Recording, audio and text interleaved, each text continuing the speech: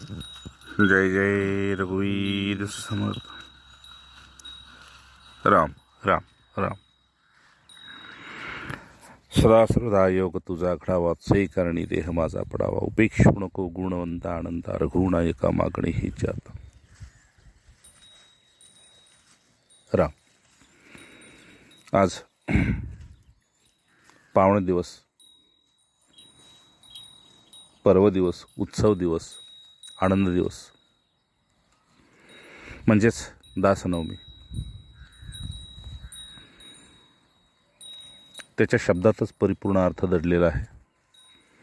तत्पूर्वी अशा परमपूज्य श्रींच्या चरणी, समर्थ रामदासांच्या चरणी, पूज्य श्रीधर स्वामींच्या चरणी, सर्व संतांच्या चरणी आणि अंती प्रातस्मरणीय सद्गुरूंच्या चरणी कोटी कोटी वंदन, कोटी कोटी प्रणाम. अशा मंगल दिवशी संपूर्ण स्वानंद परिवारास आणि हरिभक्ताच्या परिवारास स्वानंदाचा कोटी कोटी प्रणाम, कोटी कोटी राम राम. राम.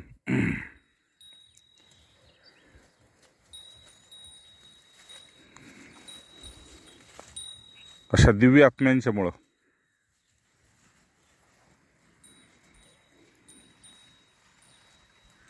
ज्या ज्या सत्पुरुषांना आपल्या जीवनाचं लक्ष प्राप्त झालं,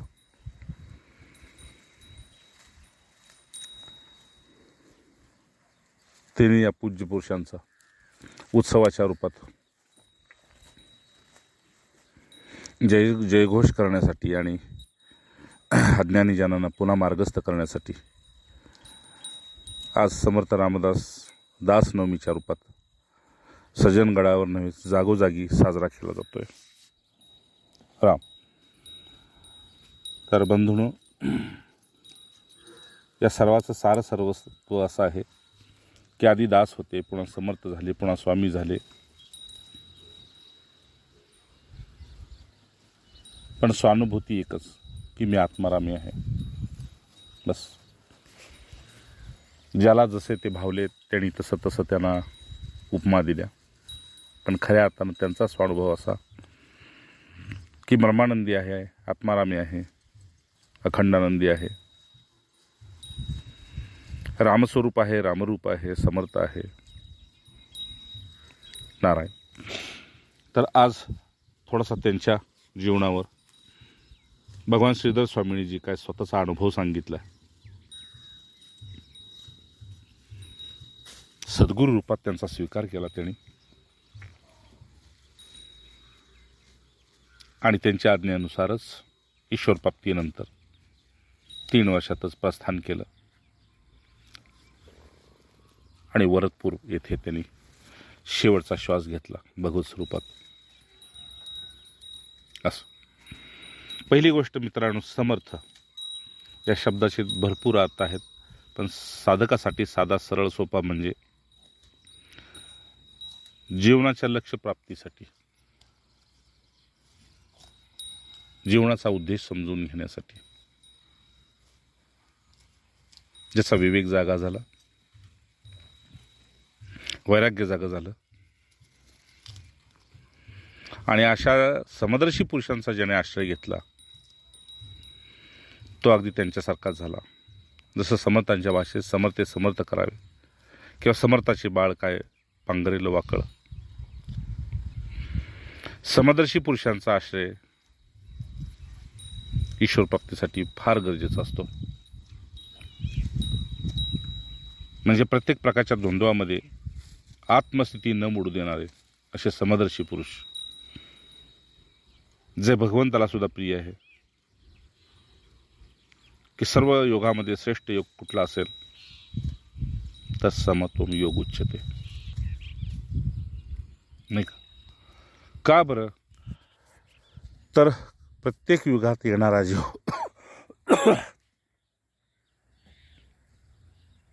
दुःखी, कष्टी, हताश, निराश कुठल्या तरी कारणानं होतच असतो आणि मग लक्ष्यप्राप्तीसाठी स्वतःला असमर्थ समजतो.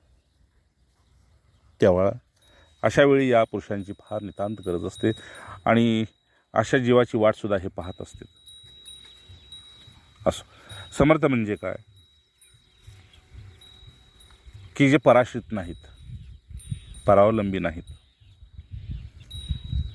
आणि दुसऱ्याला सुद्धा ते तशाच प्रकारचे योग्यता प्राप्त करून देतात. साध्या भाषेत म्हणजे श्रीधर स्वामी म्हणते समर्थ म्हणजे सामर्थ्य संपन्न, सामर्थ्यवान, ज्याच्याकडे सर्व प्रकारची योग्यता असून सुद्धा तो कार्याकारण हितकर त्याचा वापर करतो. कुणाचं अहित व्हावं असं त्याच्याकडून काहीच घडत नाही. एका अर्थानं सर्व प्रकारे सामर्थ्यपूर्ण असा सामर्थ्य संपन्न प्राप्त झालेला पुरुष, त्यालाच हे समर्थ नाव योग्य ठरतं. अजून खोलात जाऊन सांगायचं, समर्थ पुरुष म्हणजे साक्षात श्रीहरीचं दुसरं रूप.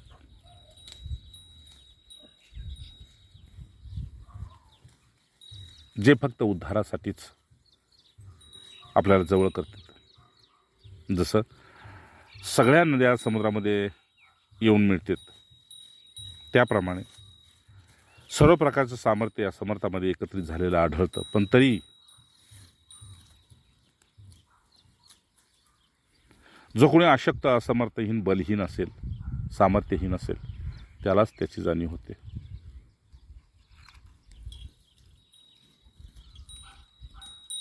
जसं निर्बल केबल राम या मृत्यू लोकात जन्म घेतल्यानंतर मी हे करीन, मी हे केलं, अज्ञानी जीवांची अशी अनेक वचनं पुढे जाऊन त्यांना दुःखकर होते. समर्थांना असं सांगायचं आपल्याला की यत्नतो देव जाणावा. मी प्रयत्नामध्ये परमेश्वर पाहिला, मी उपासनेमध्ये देव पाहिला, मी सज्जनांच्या मध्ये देव पाहिला.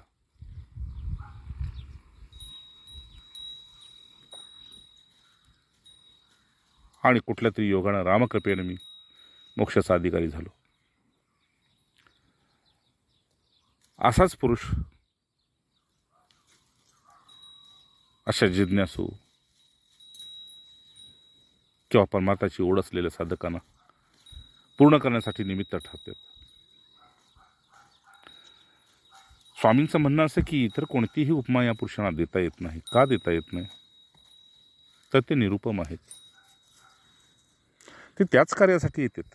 तेवढं कार्य संपलं की आपल्या आत्मस्वरूपामध्ये राहते. निंदा, स्तुती, रागद्वेष, कामक्रोध या गोष्टींचा त्यांच्यामध्ये मागमूस सुद्धा नसतो. कार्याकारण ते लीला करतील, पण खऱ्या अर्थानं त्यांच्याशी काही एक संबंध नाही. असे निरुपम पुरुष, त्यांना विभूतीच म्हणतात.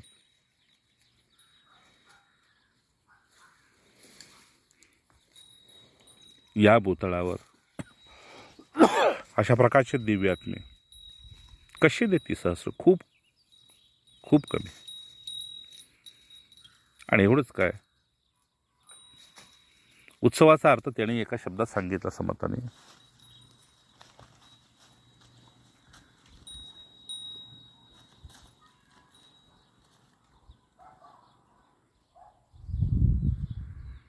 की ब्रह्मानंदाच्या प्राप्तीसाठी ज्यानं ऊर्ध्वगमन करण्याचं ध्येय स्वीकारलं,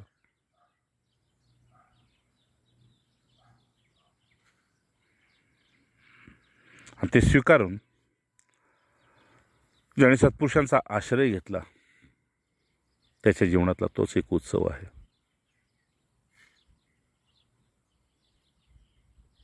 म्हणजे पतनाकडून उत्थानाकडं, मृत्यूलोकातून मोक्षाकडं, जीवलोकातून शिवलोकाकडं, जडातून चैतन्याकडं, अशा प्रकारचं ऊर्ध्वगमन करणारे जे पुरुष आहेत, करवून देणारे जे पुरुष आहेत, आश्रय देणारे जे पुरुष आहेत, देवदुर्लभ आहेत. त्यांना जात नाही, वेश नाही, धर्म नाही, गोत्र नाही, कुळ नाही आणि बाह्य कुठली उपाधी नाही. या पुरुषांना काय प्रिय असेल तर वासनेच्या व्यक्तीला तोडगा देतात.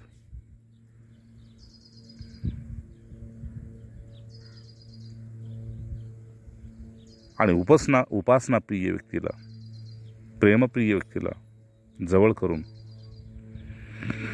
परिपूर्ण आधार देतात.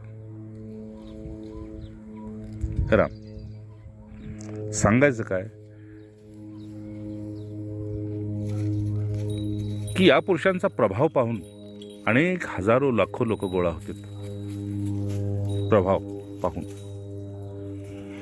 पण ज्यावेळेस त्यांचा जवळ गेल्यानंतर स्वभाव ज्याला कळतो तेच फक्त तिथं स्थिर होते, बाकीचे निघून जातात. कारण प्रभाव क्षणापुरता असतो आणि स्वभाव महापुरुषांचा जन्मोजन्मीचा असतो.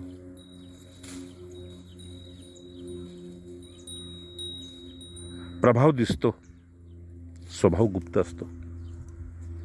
तो वर्षानुवर्ष तिथे राहून जाणून घ्यायचा असतो. आणि स्वभाव जाणून घेण्यामध्ये जाणून घेणाऱ्याची गल्लत होते. कारण या समर्थांचा, या दिव्य आत्म्यांचा एकच स्वभाव असतो, निज स्वरूप. वेळ मिळाला की त्याच्या निज स्वरूपामध्ये त्यांना विश्रांती करायची आणि देहावर आलं की जिज्ञासूंच्यासाठी त्यांच्या योग्यतेप्रमाणे त्यांना मार्ग द्यायचा. राम असं आपण पाहतोय काय मित्रांनो, श्रीधर स्वामींना असं सांगायचंय की रामदास नवमी म्हणजे काय, तर हा एक उत्सव आहे. रामाच्या दासाची नवमी साध्या भाषेत. पण आध्यात्मिक अर्थ असा आहे, समर्थ पुरुषांच्या संघामध्ये या दासानं स्वतःला जर जाणून घेतलं तर नवद्वारापुरी जिसका पतित पावन राम, हे जसं एकानं पद लिहिलेलं आहे तसं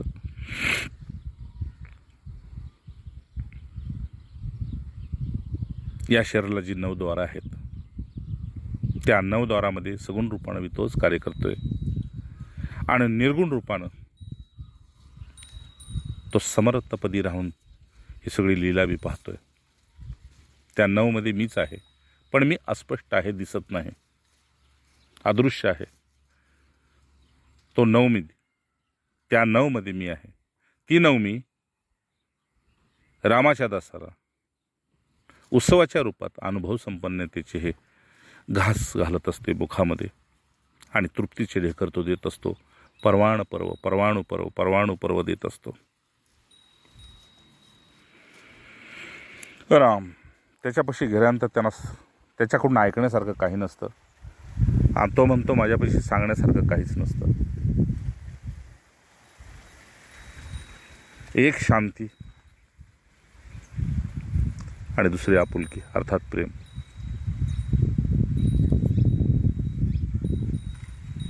अशा परमार्थपदी पोचलेले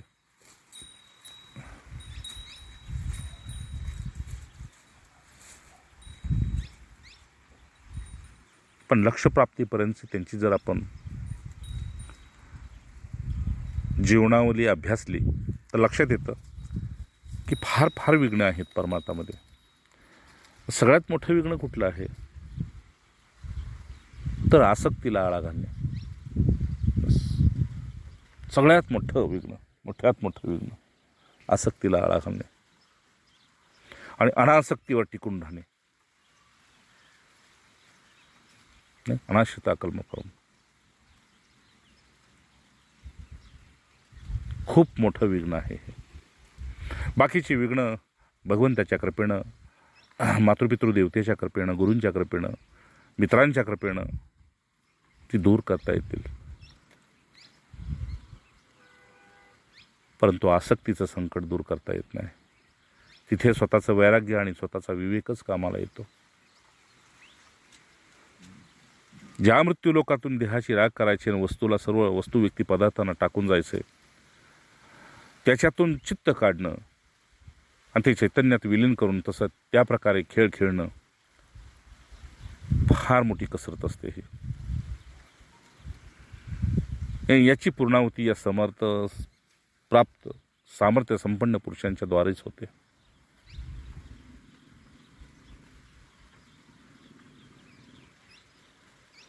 जास्त असे सामर्थ्य संपन्न पुरुष जर नसते पृथ्वी तळावर तर पाण्याला आग लागली असते.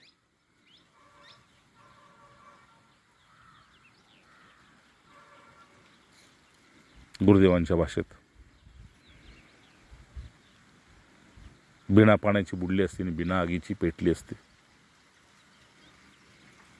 असं या पुरुषांचं जितकं मोठं ध्येय असतं तितकीच त्यांना विघ्ने सुद्धा पार करावी लागतात. नात्यांचं विघ्न वेगळं,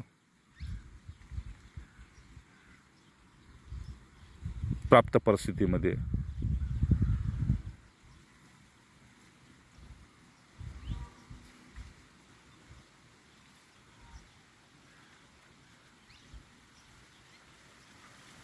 संतुष्ट राहण्यासाठी अन्न वस्त्र निवारा याची पर्वा न करता असेल त्या प्रसंगामध्ये तसं राहण्याची त्यांचं सामर्थ्य.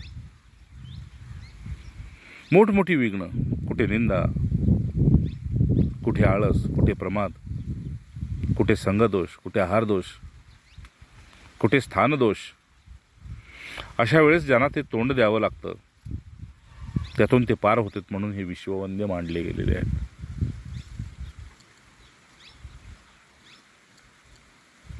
अशा पुरुषांना जगत नियता जगन्नाथ पावलोपावली सांभाळत असतो, परंतु परीक्षा घेऊन.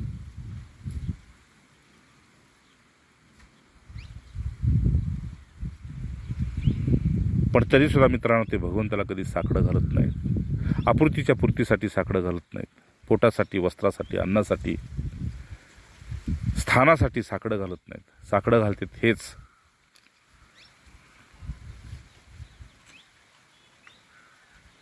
की मी तुला समजू शकत नाही, बस तू मला समजून घे.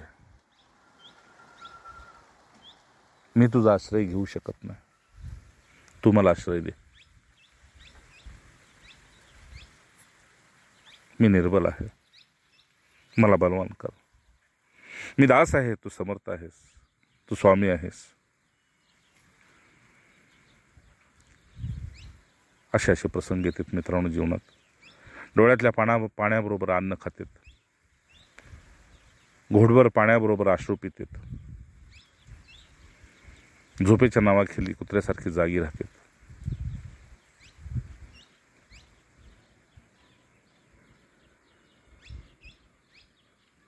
पण आशांच्या लक्ष्यप्राप्तीमध्ये जे जे काय अडथळे येतात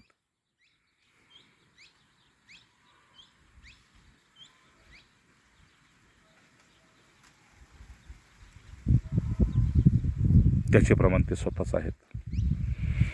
आणि अशा प्रकारची खडतर तपस्या संसाराला अशक्य आहे म्हणून संसाराला साधन दिलं की तू नामस्मरणामध्ये राहा, तू उत्सवात ये, तू संघात राहा,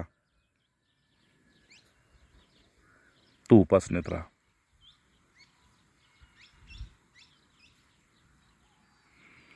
आणि मग त्यांच्या संगतीत हळूहळू सुज्ञ साधकांना कळतं की नाथांचा नाथ रघुनाथ हेच आपल्या जीवनाचं श्रेष्ठत्व आहे.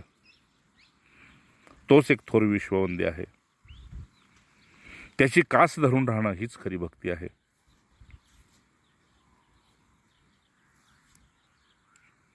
आणि मग ज्याची आपण भक्ती करतो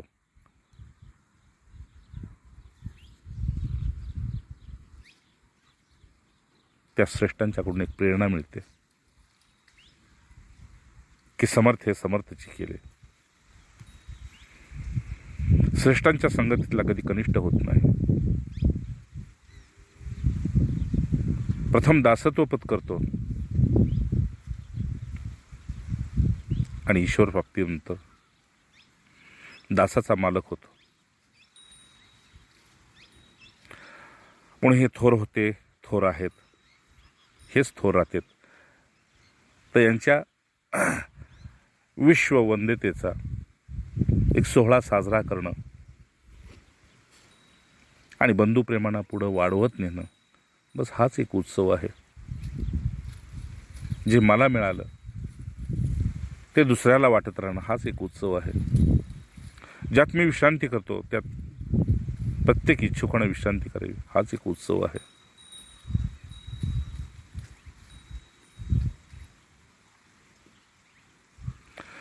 म्हणून थोरांची कास धरली,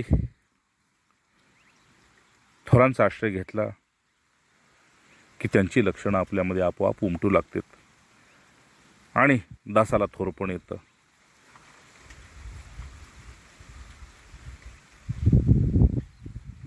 म्हणून मित्रांनो, थोरांचं थोरपण हे आहे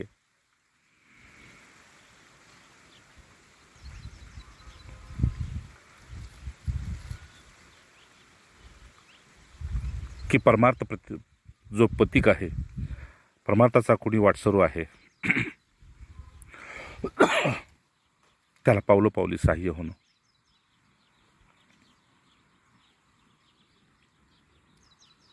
श्रीधर स्वामींच्या भाषेत सांगायचं तर थोरांची कास धरली की ती थोरपणालाच नेते. असे श्री समर्थांनी स्वतः करूनही दाखवले, स्वतः केले सुद्धा.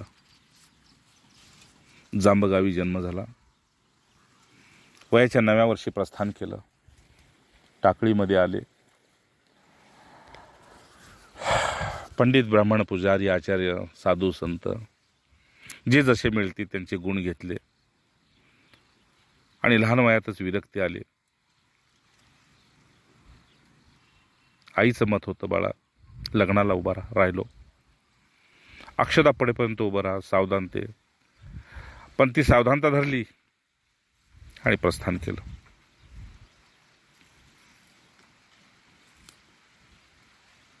बारा वर्ष पुरोशरण केली, 12 वर्ष पाण्यामध्ये जपतप केलं, 12 वर्ष तीर्थाटन भ्रमंती केली. 36 वर्षाच्या अनुभवानंतर कुठेतरी विसावा घ्यावा म्हणून घेतला आणि आपल्याला झालेला बोध तो जिज्ञासूपर्यंत पोचावा म्हणून दासबोधाच्या रूपात आपला स्वानुभव लिहून ठेवला.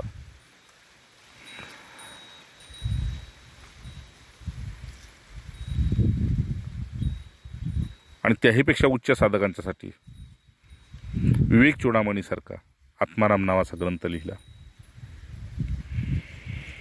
खड्या स्वरामध्ये स्वतःचं समर्थपण प्रकट करून देण्यासाठी 205 मनाचे श्लोक लिहिले. म्हणून प्रत्येक साधकानं जर रोज 11 ते 21 मनाचे श्लोक खड्या स्वरामध्ये जर म्हटले तर अल्पकाळामध्ये त्याला तशीच दिव्यानुभूती येते जी समर्थानं आली. राम अशा पूर्ण विश्रांतीचं स्थान म्हणजे समर्थपद.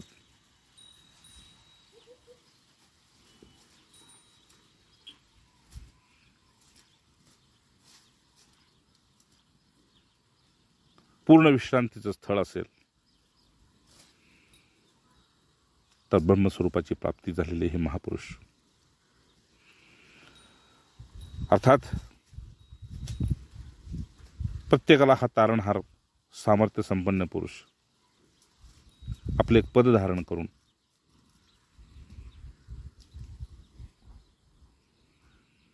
आपल्याच अनुभूतीला, आपल्या आश्रयाला असलेल्या दासाला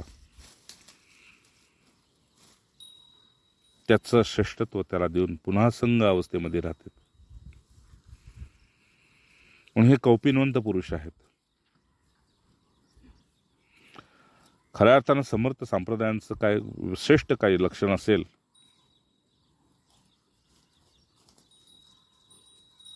तर दासत्वातून सामर्थ्यता प्राप्त करून देणे,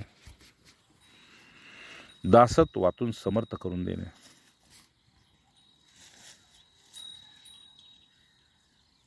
कारण जशा प्रकारची उपासना, आराधना, आश्रय आणि संघ असतो तशाच प्रकारची आपली प्रकृती बनत असते, आणि जशा प्रकारची प्रकृती असते तशाच प्रकारचा आश्रय शोधते.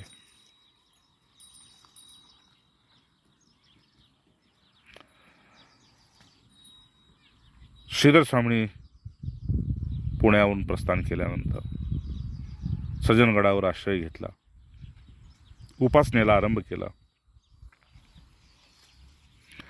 आणि समर्थ रामदासांच्या आधाराने, आश्रयाने,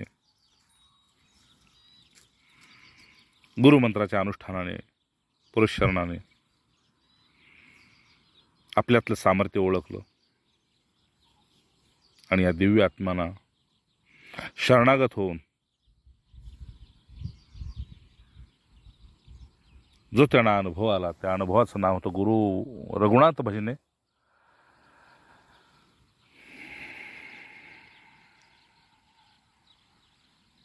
ज्ञान झाले. रघुनाथ भजने ज्ञान झाले. जो समर्थांचा अनुभव तोच त्यांच्या शिष्यांचा अनुभव. म्हणून उत्सव करणे इत्यादी सर्व गोष्टी आपल्यासाठीच आहेत आणि जगत हितकारक आहेत, शांतीदायक आहेत, प्रेमदायक आहेत, वंदनीय, पूजनीय आहेत. पण खऱ्या अर्थानं पाहायला गेलं तर संतांना पूजा आणि नैवेद्याची आवश्यकता नसते,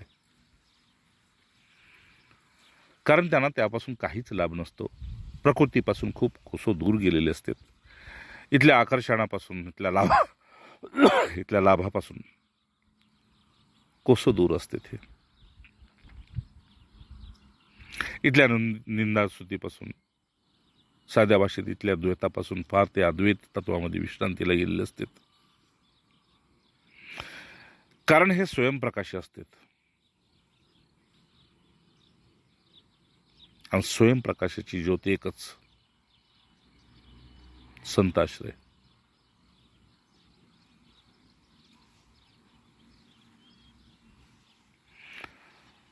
मग अशा पुरुषांना जसं चूडामणी त्याला दुसऱ्या कशाच्या प्रकाशाची गरज नसते, सूर्याला दिव्याच्या प्रकाशाची गरज नसते,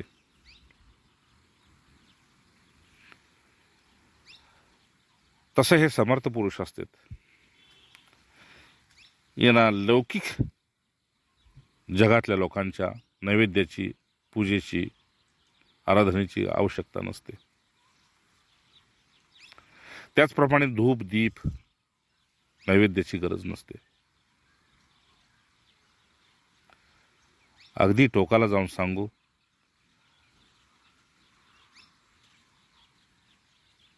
तर पोटाची खळगी भरण्यासाठी जे जग रात्रंदिवस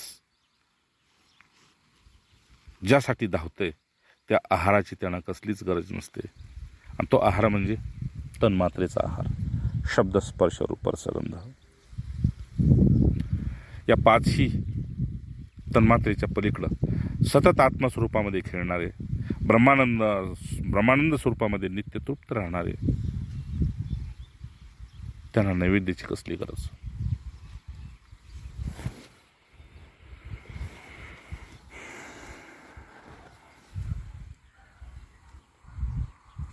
इंद्रियाची कोंडी करत नाहीत. आणि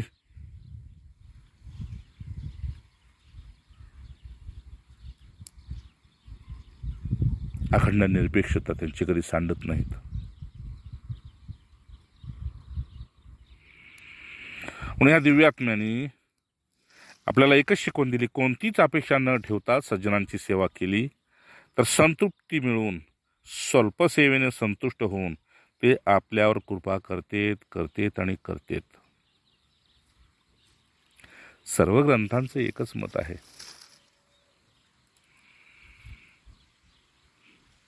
कारण अपेक्षेना सत्पुरुषापाशी येणारा अपेक्षेनंतर दुरावतो. इच्छा धारण करून येणारा इच्छापूर्तीनंतर तो स्वतःच स्वतःची उपेक्षा करून घेतो. लाभाच्या हेतून आला, लाभ प्राप्तीनंतर दुरावला. शांतीच्या हेतून आला, शांती प्राप्त झाली असं वाटलं की कालांतराने पुन्हा बाजूला गेला आणि पुन्हा अशांत झाला. म्हणून जवळ असो अथवा नसो, देहान जवळ असो अथवा नसो, पण स्मरणानं, विचारानं, प्रेमानं, आपुलकीनं, आज्ञेनं आणि शरणागतीनं असा जो कोणी जवळ राहतो तो थोराचा थोर होतो. म्हणून महापुरुषांचं मत असं आहे की कुठलीही अपेक्षा न ठेवता सज्जनांची ज्याने सेवा केली, आणि खऱ्या अर्थानं सेवा करायचं म्हणजे काय करायचं असतं,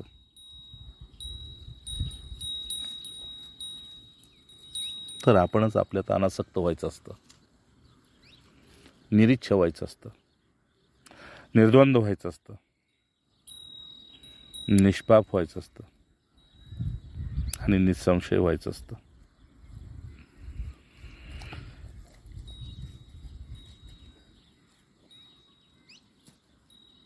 याचीच सेवेतून पूर्तता होते, ज्याला भगवंत म्हणते संतुष्टम सतत योगी.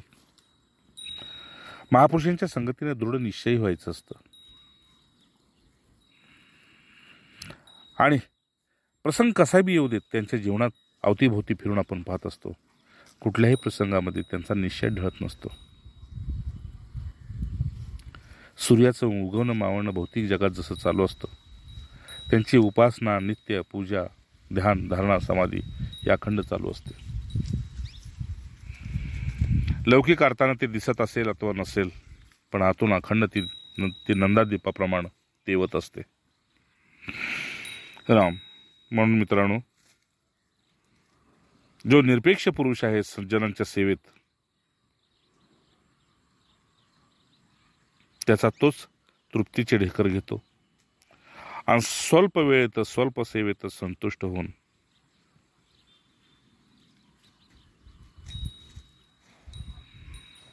कृपानुभूतीला प्राप्त होतो. तुम्हाला कळेल, तुमच्या उपयोगाला येईल अशा स्वच्छ भाषेत मी सांगतोय तुम्हाला. इथे विद्वत्तेची गरज नाही, ग्रंथाची गरज नाही, तर स्वानुभवाची गरज आहे. म्हणून या पुरुषांची सेवा म्हणजे उद्धाराचं निमित्त आहे. पण त्याही पुढं जीवनात आपल्याला सफलता प्राप्त व्हावी आणि आपण त्यांच्या समोर, त्यांच्या साक्षीनं, कृतकृत्यतेनं, ज्ञातज्ञातव्यानं, प्राप्तव्यानं धन्य होऊन जावं आणि अखंड त्यांच्या हृदयामध्ये आपला निवास व्हावा. बस हेच खरं श्रेष्ठ पद आहे.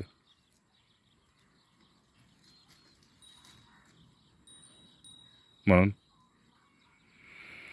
आपल्या उद्धारासाठी आपण त्यांचं भजन करायचं आहे. म्हणून ते भजन गडावर आज बी चालतं. रामदास गुरु माझी आई, मजला ठाव द्यावा पायी. पुन्हा हा स्वानंद तुम्हाला अगदी गदगद अंतःकरणानं सांगतो. हे भजन सुरू झालं की आज सुद्धा माझ्या डोळ्यात पाणी असतं. छोटी छोटी मुलं किंवा वयोवृद्ध कोणी असेल, मध्यमवयीन असेल, रामदासी रामगाठीमध्ये, ब्रह्मगाठीमध्ये हे पद म्हणत जातेत, तर माझं तरी हृदय हालत जातं की रामदास गुरु माझी आई, मजला ठाव द्यावा पायी.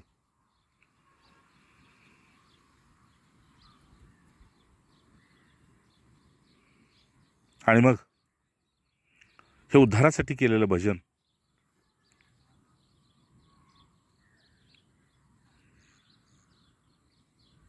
हृदयाच्या गुहेमध्ये बसून पाहिलं का नाही की अनुभव तोच येतो की जो समर्थांचा अनुभव आहे तोच इकडे दासाचा अनुभव आहे.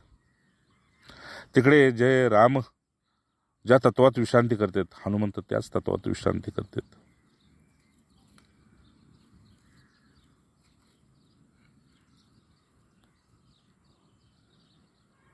म्हणून कल्याणानं सुद्धा आपलं कल्याण तिथे राहून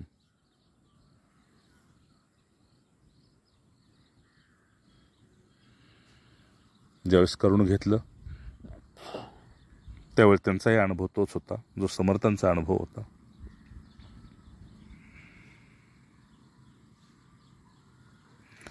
अशा पुरुषांच्या अनुभूतीचं निमित्त करून, अशा पुरुषांच्या प्रेमाचं निमित्त करून त्याला उत्सवाचं रूपांतर दिलं जातं. उत्सवाचा एकच अर्थ आहे, पुन्हा एकदा सांगतो, आतमध्ये अखंड प्रसन्नतेची ज्योत तेवत ठेवणे.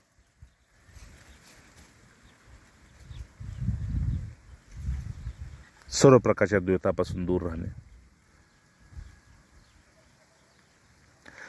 सतत चित्ताचं ऊर्ध्वगमन असणे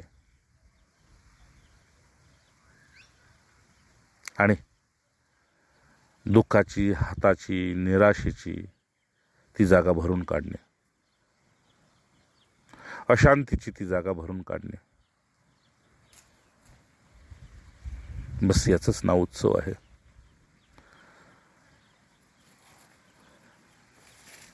पण हळूहळू या उत्सवाला हिडीच स्वरूप येऊ लागलं. मग ते गणपती उत्सव असेल, नवरात्री उत्सव असेल, अन्य कुठला उत्सव असेल, त्याचं रूपांतर हिडीच मध्ये व्हायला लागलं. त्यासाठी एक सत्पुरुषाच्याच आश्रयानं पार पाडलेला उत्सव हा जगासाठी आणि स्वतःसाठी शांतीप्रद असतो, आनंदप्रद असतो, प्रेमप्रद असतो. समर्थ म्हणजे आढळ पद आहे, अटळ पद आहे, दृढ पद आहे, ध्रुव पद आहे. ते कुणाच्या तरी कृपेनंच प्राप्त होतं, पण पुरुषार्थाशिवाय नाही. आणि हा पुरुषार्थ करून जो पुढे पाऊल टाकतो त्याच्या पाठीमागं आणि पुढं, जसं वनवासाच्या काळात राम आणि लक्ष्मण पुढं पाठीमागं होते आणि मधी सीतामाय होत्या, तसं या पुरुषार्थाच्या प्राप्तीनं तुम्हाला जे प्राप्त करून घ्यायचे त्याच्या मागं पुढे विवेक असावा लागतो, मागे वैराग्य असावं लागतं. कारण वैराग्याशिवाय ब्रह्मज्ञानाच्या गोष्टी व्यर्थ आहेत.